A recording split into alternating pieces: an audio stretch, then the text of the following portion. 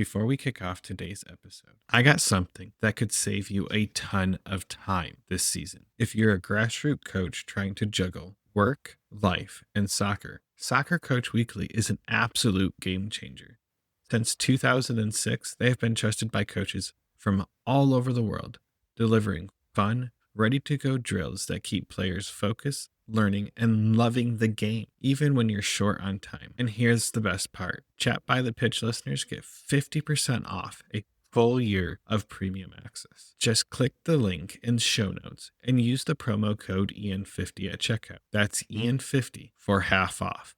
Plan fast, coach smart, Soccer Coach Weekly. Hey soccer friends, I just want to give a shout out to our partner, Team Player. They are changing the game on how you find the perfect soccer team for your player. Parents, this means no more endless social media scrolling to find information on teams. With Team Player, everything you need to know is just a few clicks away. It's simple, straightforward, and lets you find the best coach and team for your player without any of the usual headaches. And coaches, we all know how tough it can be to get your team noticed, but when you subscribe to one of Team Player's team plans, you instantly get access to set up an online team profile that allows you to reach more potential players and showcase what your team is all about. It's super easy and lets players and parents see why your team could be the right fit for them. And if you sign up using the promo code PITCH, you can try any team plan free for 1 month. So whether you're managing a team or searching for one, come on over to www.teamplayer.us. That is TEAMPLAYR.US. And come give Team Player a look. Family-owned Soccer Innovation is your go-to source for top quality equipment. Whether you're a player, a supportive family member, or a dedicated coach, they have everything you need to elevate your game. For players, their innovative equipment are designed to boost your skills and performance on the pitch. From their agility cones to their portable goals, they have you covered. And family members, they offer durable equipment that's built to last because we know your support is critical to your player. Coaches, trust me, they can provide the equipment you need to run effective training sessions and shape the next generation of soccer players. Visit Soccer Innovations at soccerinnovations.com to start elevating your game with them. And if you use the code PITCH, PITCH, you can receive up to 10% off your next order.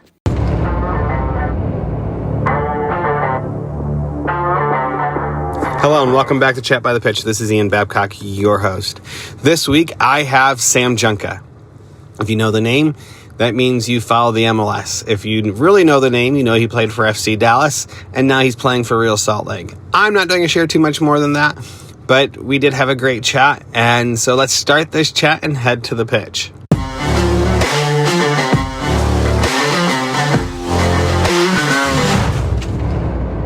My name is Sam Junqua, and I am a defender for Real Salt Lake in the MLS.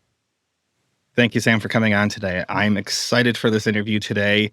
It's great to have more players coming on because at the end of the day, you are the role models for the kids out there. And as a parent, having my children watch you, I appreciate how great of a role model you have been for us to be able to watch you for the last 2 years at FC Dallas.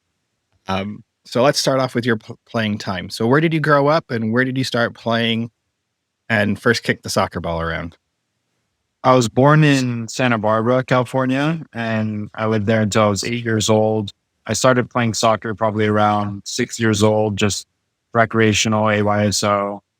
I started playing because I love sports and also because I saw my big brother playing soccer. The soccer scene was quite good in Santa Barbara. Even with AYSO, at that age, there were all-star teams at the end of the season. It made it fun because it was a little bit more competitive and the level was good, even though it was recreational. That's how my journey started with soccer. Was soccer the end all be all, or were you a multi-sport athlete growing up? And what time did you decide to play soccer? I primarily played soccer. I tried some other sports, but not as much as my big brother. I did a little bit of basketball when I was young. And then again in middle school, I played for the middle school team. When I lived in Japan, I did some swimming. It wasn't necessarily competitive, but I was going a couple times a week and they had ranks and you could rank up. And otherwise, I played things like baseball, football. I played that at lunchtime, intramural, those kinds of things, competitively in an organized setting. It was primarily just soccer, basketball, and swimming. So at what point did you decide, or what moment made you decide that soccer is your future? And what age was that this all started to transform for you? I would say I knew I wanted to play professionally when I was maybe around 11 or 12 years old.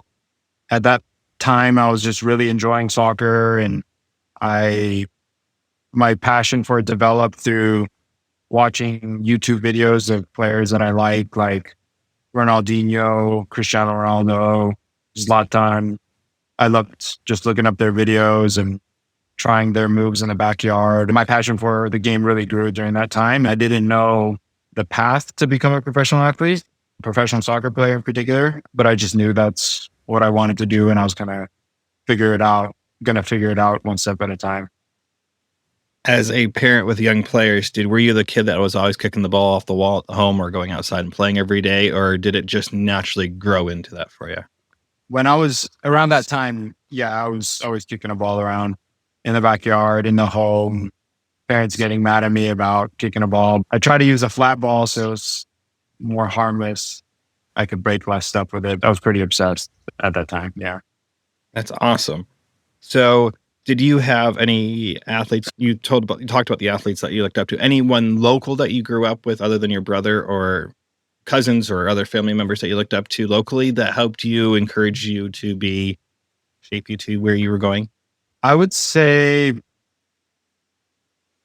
I looked up to the players that came from the San Jose Bay Area that were playing professionally, especially the ones that were overseas, because it's always been a dream of mine to play in Europe.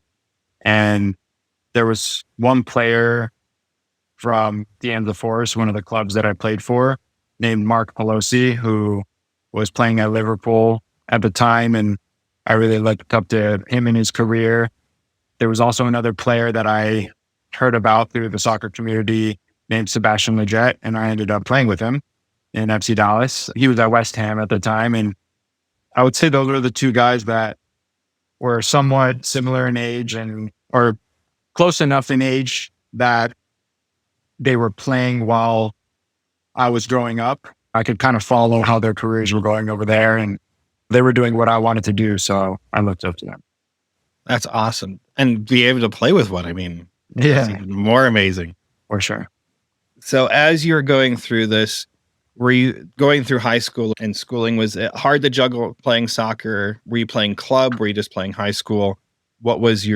At what age, if you did play club, what age did you start playing club sports or club soccer? Started playing club soccer when I was like 10 or 11 years old, when I moved back to California, this time to the San Jose Bay Area. And it was with the end of the Force. It was club at that time. I didn't start playing academy until 15 is when I was a developmental player, and then full time at 16. But my youth career started and ended with the Anza Force, but there were a number of teams in the middle that I played for. Like, if you're not from that area, then you might not know them, but the Anza Titans, Juventus was a team from Overwood City. Played a little bit with some other teams like Sporting, which Sebastian Lletget played for. Portuguese Athletic Club is another team. And I played with the San Jose Earthquakes as well, just before moving back to Danza.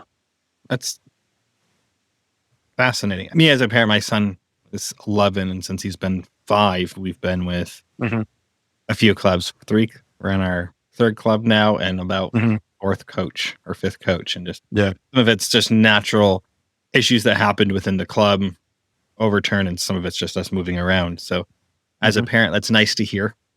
Yeah. That you weren't with the same group the whole entire time. Yeah. Okay, so that's a big thing when you start talking about development and culture with younger kids. Yeah. Being consistently with the same group of coaches or the same club philosophy. Okay, you overcame it and played. So as you're playing through high school, did you play on the high school team or did you just strictly stick to club?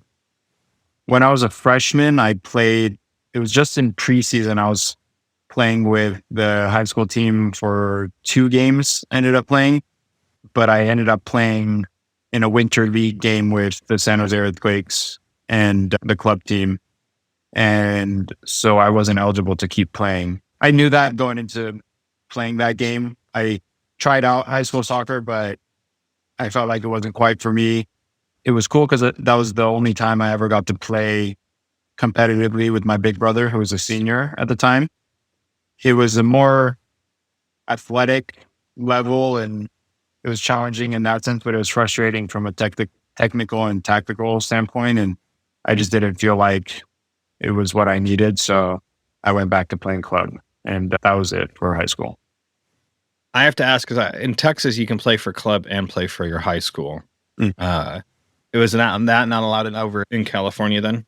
I think if I didn't play the winter season, then I could have played high school soccer, but I couldn't do the winter season with the Earthquakes as well. And I ended up playing and I basically just decided to forego the high school season. I have to go back a little bit because you talked about in Japan. Did you play soccer in Japan or did you just strictly stick to swimming then? I think that's what you said, Yeah. swimming. Yeah, I played soccer. I played for a local club team in Osaka and the level was okay. The kids were technically very good. I was more athletic. I was bigger. We didn't train super often, but we trained for I can't remember. What I remember is we either had a game every weekend or we trained, and the training was 4 hours on Saturday and you would have lunch in between. That was the kind of, and they were very disciplined and serious. And that was something that was a little bit different for me. And I had a hard time adjusting to that a little bit, but I did end up playing the 2 years I was there. That's cool. Just because I recently came across about a gentleman, I think his name's Tom Bayer, who I think he really tried to push soccer. I think started in the late 90s and early 2000s over in, I think it was Japan, where he was really pushing soccer, which is an interesting time frame. And I'm assuming you're on the tail end of that because of how much younger you are than me, but I find it very fascinating that you're able to play. So as you came back to the States played for San Jose Quakes. And when was the deciding moment that you wanted to make the jump to college, or did you want to make the jump straight to pros? Because you're kind of in that DA era where you can either do either or of but the pyramid scheme of soccer. Yeah. So if I had the opportunity to go straight to pro, I would have liked to have explored that. I always felt like I could always go back to school, even if it wasn't in the same capacity of going straight to a 4-year institution, scholarship, all those things. But it just didn't really work out that way. And I had a good opportunity to go play in college. So I took that route. I went to UC Berkeley and I played 4 seasons there. I graduated a semester early to line up with the MLS draft, and I got drafted in 2019 to Houston Dynamo. That's impressive. And I know we went back and forth for a bit. You graduated with a degree in economics. As someone that loves numbers and math, that's quite the accomplishment, just because economics is a fun topic. We can go on a side tangent there if you want it anytime you want. But so how was it juggling college and playing the beautiful game at a college level? Because the coursework is demanding. I know what your degree is, so it's high level math, high level at learning, and then high level playing. You have a short season, it's a lot of soccer. So how did you learn to balance it all? Was college a place where they helped you make sure you were able to balance it all, or did you attach to a senior? What worked for you starting off as a freshman then? Yeah, my approach even in high school was that I wanted to, so soccer was the main focus, but I wanted to do relatively well in school and definitely well enough that my academics didn't bother soccer. And so I always tried to be in a place where I felt kind of in control of the schoolwork and I wasn't needing to sacrifice soccer to catch up or to pass a class or anything like that.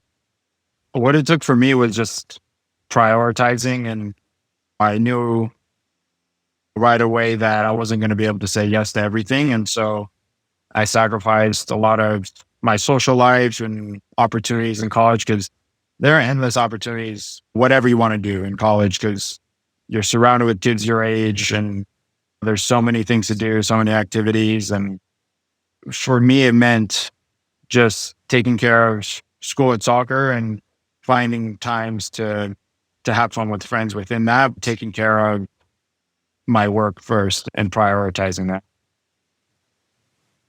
Now, do you find, looking back, was the curriculum that the school had set up for you to have tutors, or was there a mentoring program within the college? That's something I've heard happen in some schools where they have, and they try to match you with a senior or a junior to help you learn the ropes, so to speak, coming in the fall.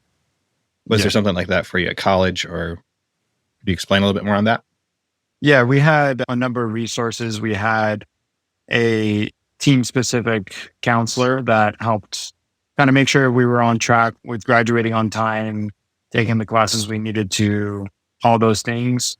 And then we also had access to tutors for specific classes, especially the ones that were kind of more general ed. As you got more specific into the class, there weren't as many resources about those specific classes, but regular calculus class or introductory econ, that was provided. Those resources were provided. And so I used those while I was there. Awesome. And you said you graduated early so you can enter into the MLS draft. So how was the process of going through the MLS draft and then being selected for it? It was a whirlwind because after my senior year of college, I didn't have a whole lot of interest from MLS teams. And the only combine that I got invited to was the San Jose Earthquakes combine, probably because I was local and I had played for the academy at some point. I signed with my agent that I'm currently with right now, right after the college season ended. And he helped me get into a number of other combines. And so I ended up going to, it was San Jose Earthquakes combine, Atlanta United's combine. There was a combine in Las Vegas for maybe 5 or 6 MLS teams and a couple of USL teams altogether.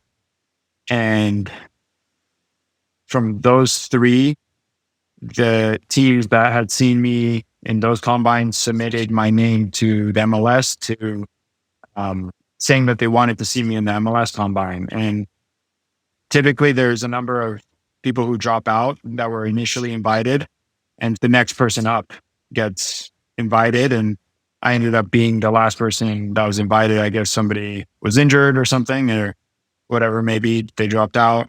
I took their spot and I went to the MLS combine. And so I got to play in front of every MLS team and other scouts and so on. And that's what really changed my trajectory going into the draft. And from not knowing if I was going to get drafted, I found out I think it was the morning of, my agent texted me saying that I was going to get picked in the first round. I wasn't in Chicago for the draft in person because I didn't even know about the draft, to be honest, where it was. And guys were flying directly from Orlando to Chicago. And I flew from Orlando back to California, back home, because that was just the plan. It wasn't something that I was thinking about. And so I wasn't there when I got picked, but I was watching it on TV. That's awesome. So reflecting back on that moment, because it was, like you described, it was a whirlwind of an experience. What advice or what is that like going through the Columbine? Because I honestly have never watched the MLS Columbine. I just started following soccer heavily 5 years ago. And now I'm starting to learn more because my kids are getting older. So can you explain it for parents that are uneducated like myself about the MLS Columbine? Yeah. basically combines are just like in a way, an open tryout for a team, and you get thrown in with a bunch of guys you don't really know, and you typically just play a game, and they're watching you, and they scout to see if there's somebody of interest. And from there, sometimes nobody gets brought in. Other times they'll like a player or two and they'll mark that name down to potentially draft that player. And the MLS Combine is the biggest one of them all. And that one it was over the course of a week or so. There were 2 games, 1 training session, which was like passing, small sided, just watching players move and play. There were also interviews where teams could request to speak with a player and get to know them. And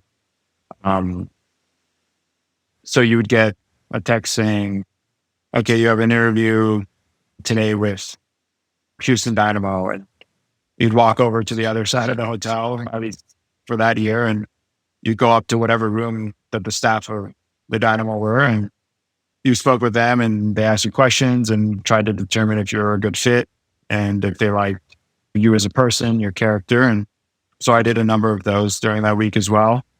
But yeah, it's kind of a interesting experience because you're thrown in with a bunch of people just playing a game. It shows who like the street ballers are, the people who can adapt to different environments. And I feel like just playing wherever I could, guest playing, all those things, I think aided me in kind of showing well when it came time to adapting to those kinds of environments. So would you say that through the Columbine and through the draft that your past experiences of what I like to call neighborhood ball, from the sounds of it, like just picking up and playing, really helped you be where you're at today versus the complete total structure that kids play in today? That there's no going to the park and playing. It's all team practice, then another activity, then team practice and games. And do you feel like that really helped you set you apart? You talked about guest playing also. So did you feel that also gave you the edge because you were able to adapt and play with other players? I definitely think so. I think that, structure is good to an extent, but there also has to be time for kids to just play, be free, try things, and just kind of adapt. And I think that's something that's really important that kids should still be getting. I think that as a parent, that's a big thing that's missing. And it's very hard because we don't have, everyone's like, oh, just send your kids out to the park. I live in Texas. The closest park is, there's no grass fields near it. It's around it's around the block in the neighborhood, but we don't have open space in my neighborhood for kids to go play. We have to go down the street to go play where he practices. If he wants to have an open field. So there's those type of things. Going along that line, now you're drafted and you're playing for Houston Dynamo. So let's build up through your career now up until present day. So you got drafted by Houston Dynamo. How was that experience playing for them? And was there did you always play for them? Were you loaned out? Because I know when you first start off, sometimes players get loaned out, or was it strictly playing for Houston? Yeah. So the first year and a half was quite difficult. I found it to be a difficult transition on and off the field. Frankly, I don't think that Houston was a great place for young players at the time that I went. A lot of the homegrown players would sign, play out their contracts, and then just get released. Draft picks would come and go, and the team was struggling. Coaches were just getting cycled through, and it was there wasn't much room for long-term thinking and developing a player.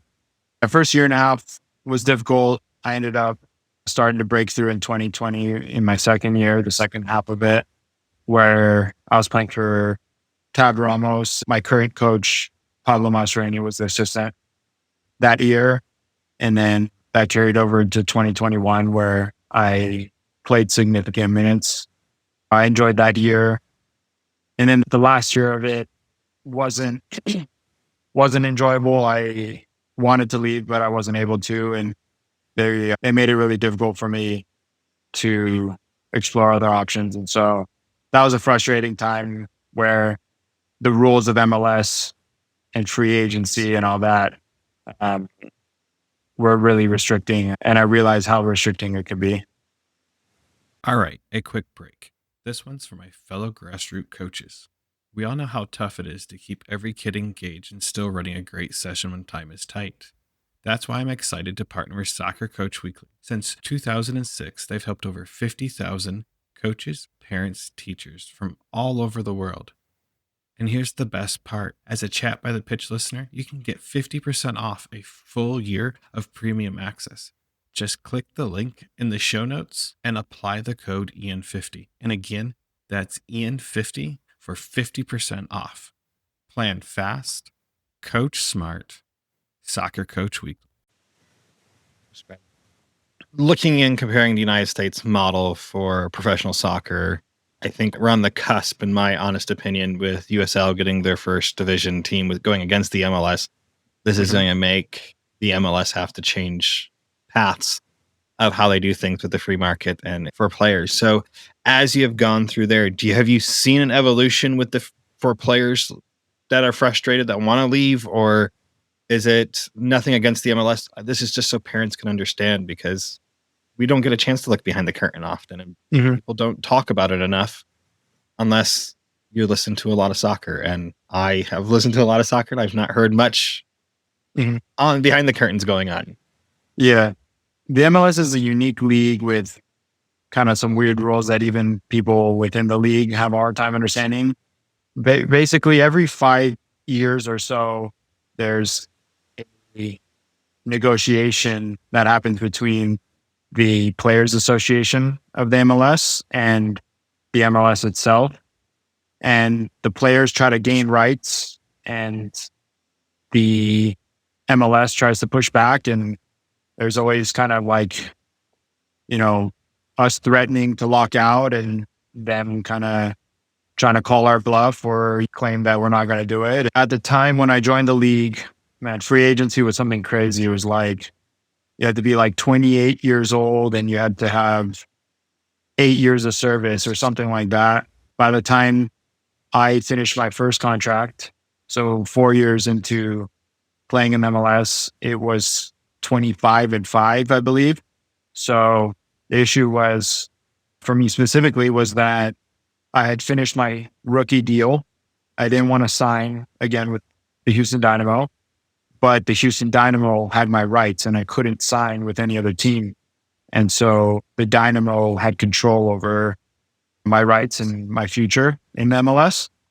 And not too many people know this, but because I was kind of getting forced out of the league in 2023 at the beginning of the year, because the Dynamo weren't trading me and I wasn't re-signing with them, I was basically unemployed for maybe about a month and a half or more, from January 1st to middle of February. And then I ended up signing a flexible contract with San Antonio FC in the USL, where I could leave if I had an opportunity in MLS.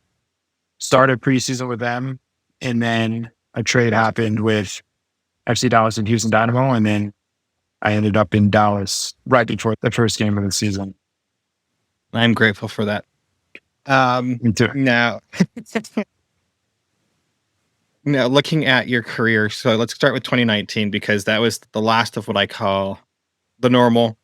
During 2020, how was playing through COVID then? I'm just curious. I know we didn't talk about this prior, but I'm just thinking about it now because it is a unique time, and college was very unique, and now the MLS. How was it for the MLS as a player?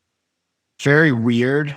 It ended up actually being a real blessing for me, because I was pretty burnt out after the 2019 season, and I kept training hard in the off season, hoping that 2020 would be better. And I knew there's going to be a new coach, new opportunities, but there was stuff going on in my personal life as well that mentally was weighing on me.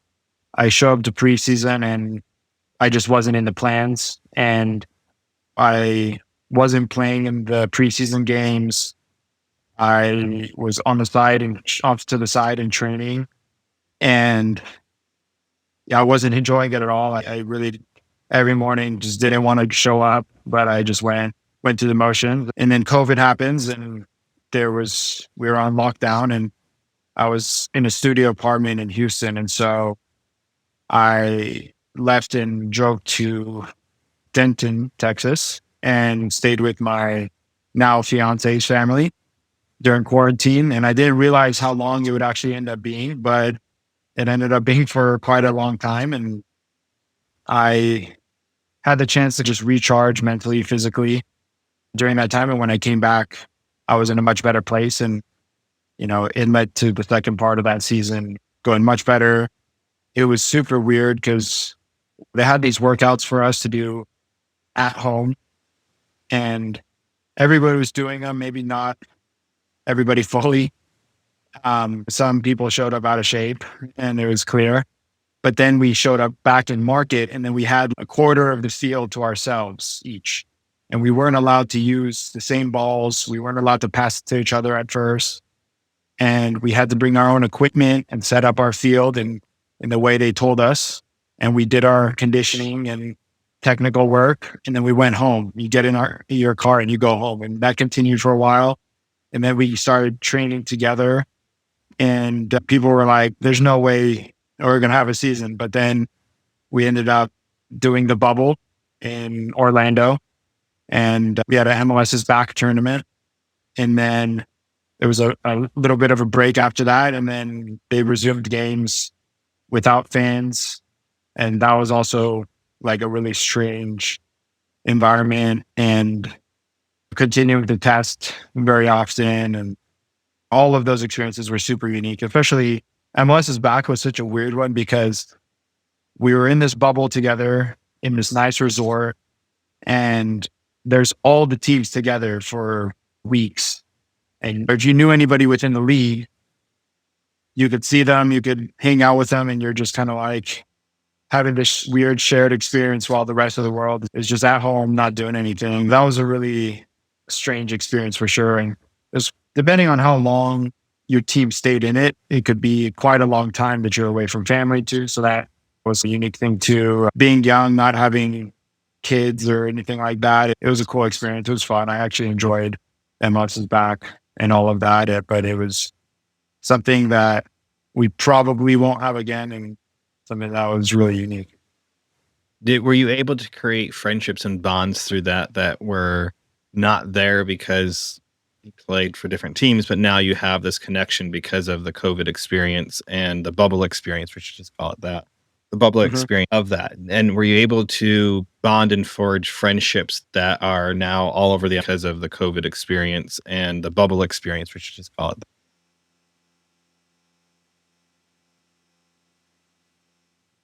Yeah, I stuck with kind of more just my teammates, and I got closer with them.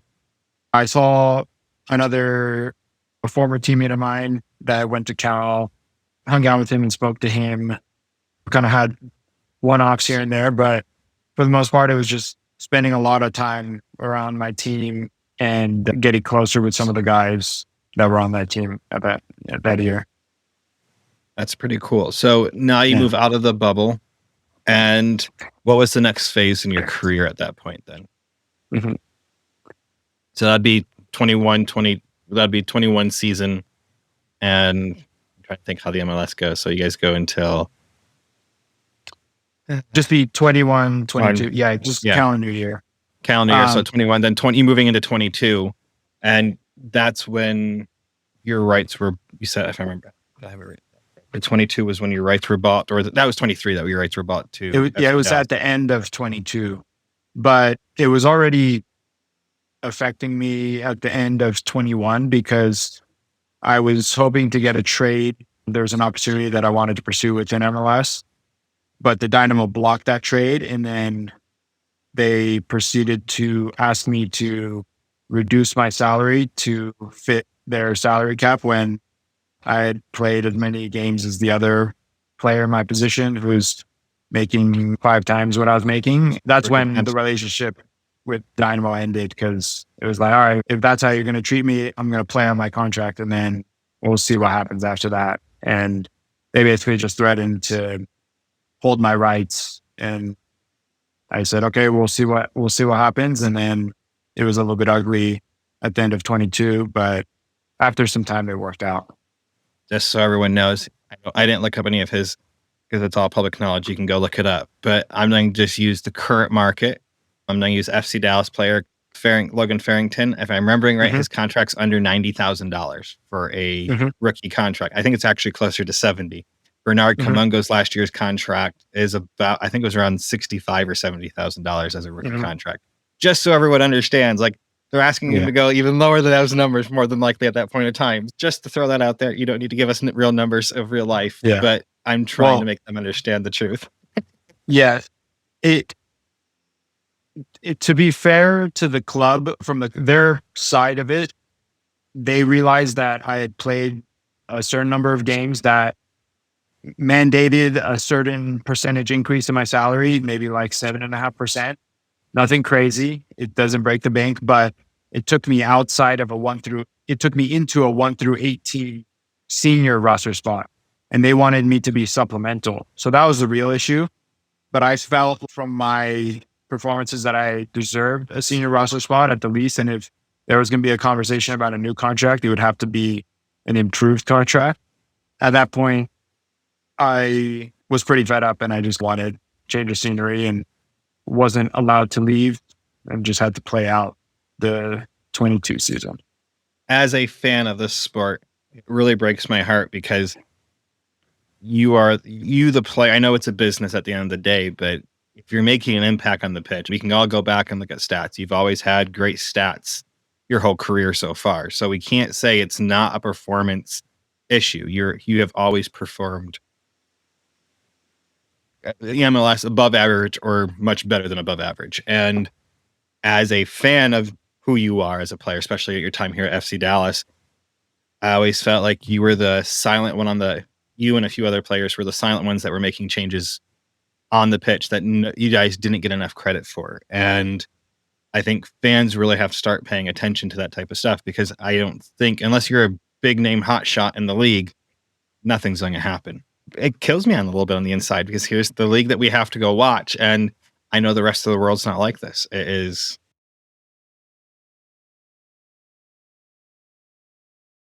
for players, and fans need to start understanding what is holding players back from being successful, in my opinion. Yeah. There was my friend's agent was also kind of helping to look for opportunities for me in conjunction with my agent, and my friend's agent is Italian and he's well connected over there. He was the former director at Juventus. And I was trying to explain the situation to him and he had a really hard time understanding that I was out of contract, unemployed, but I wasn't allowed to sign with the number of MLS teams that had interest at the time. He's like, so you're out of contract, right? And I'm like, yes. And he said, but you can't leave. And I said, no, they own me still. And he was baffled. He just couldn't believe it. He said that is unreal. How did you guys agree to this? Before we... Yeah. A little history here. There's a player that left that got drafted in the MLS and went to Europe. And I can't remember what team owns his rights, but if he ever came back to the MLS, they still own his rights. So he has to play if he wants to play, he has to go through them in order to play in the MLS, which I think is a horrible situation for players.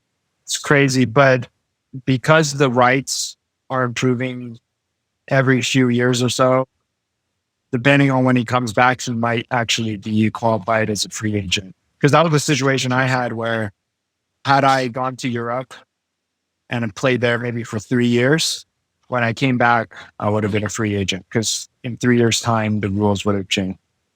As a fan, it just kills me. Yeah, but at the time, it was unfortunate timing that I had played 4 years and I needed 5.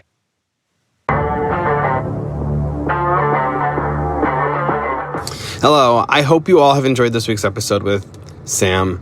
Sam, to me, is an inspirational player to even have on, to give me the time he has given me for this episode, the conversation we had. And I honestly look up to him. But I'm not going to say too much more. This is a 2-part series, so the rest of this interview will be next week. So I hope you will stay tuned until next week. Hey everyone, if you guys have enjoyed this podcast, have enjoyed what I've been trying to do, the messages that I'm putting out there, please give me some ratings, some stars on all the podcast sites that you listen to this on. Give me a review, share this, share with others. The more I can make this grow, the more I can continue doing this. I'm really trying to make a difference in our soccer community. So I hope you guys have enjoyed all this. And until next time, I'll see you at the pitch. I want to tell you about something I've used and I truly believe in. Replayer. It's a sideline camera built for youth sports. Just set it up, hit record, and it captures the entire game automatically. No chasing the ball, no holding your phone, just hands-free, stress-free recording. The in-game tagging is one of my favorite features. One tap, and you can mark a big goal, ankle-breaking moves, or a clutch tackle. Then pull those clips for later for review, highlights, or social media. And the live streaming's next level. A buddy of mine actually watched his son's game while flying cross-country at 30,000 feet. That blew me away. If you're a parent or coach at the field every weekend, Replayer is a game changer. Head to replayer.com. That's REEPLAYER.com. And I think you'll be amazed.